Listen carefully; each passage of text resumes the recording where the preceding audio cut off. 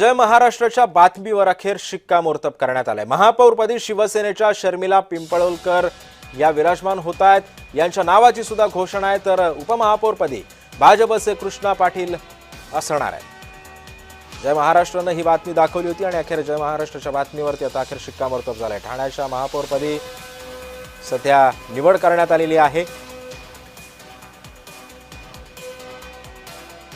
शर्मिला पिंपळकर या ठाण्याच्या महापौर असतील, तर उपमहापौर म्हणून कृष्णा पाटील यांची नियुक्ती करण्यात आली आहे। आणि या संदर्भामध्ये अधिक माहिती जाणून घेऊयात। माझा सहकारी कुणाल भोयटे सध्या आपल्या सोबत आहे। कुणाल, ठाणे महानगरपालिकेवरती अखेर जी बातमी आपण दाखवली होती त्या बातमीवरती शिक्कामोर्तब झालंय, काय माहिती आहे?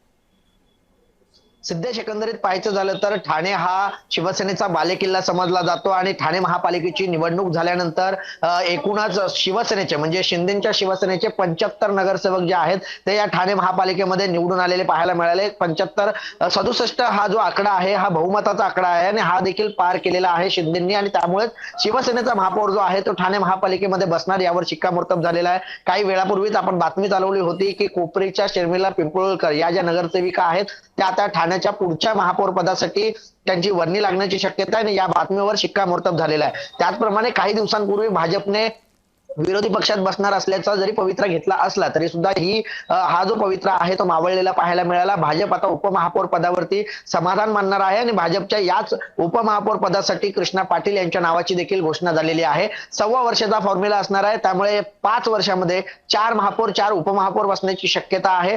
आणि एकंदरीतच आज उपमुख्यमंत्री एकनाथ शिंदे, त्याचप्रमाणे परिवहन मंत्री प्रताप सरनाईक, नरेश म्हस्के, खासदार नरेश म्हस्के यांच्या उपस्थितीमध्ये जो उमेदवारी अर्ज आहे तो ठाणे महापालिकेमध्ये महापौर आणि उपमहापौरांनी देखील दाखल केलेला आहे। मंगळवारी ठाणे महापालिकेमध्ये महापौर जे आहेत ते विराजमान होणार आहेत। मागील 4 वर्षांपासून प्रशासकीय राजवट या महापालिकेमध्ये लागू असलेली पाहायला मिळत होती। आता अखेरीस 4 वर्षानंतर ठाणे महापालिकेमध्ये महापौर आणि उपमहापौर विराजमान होतील। नक्कीच धन्यवाद कुणाल, तू दिलेल्या या सविस्तर माहितीबद्दल।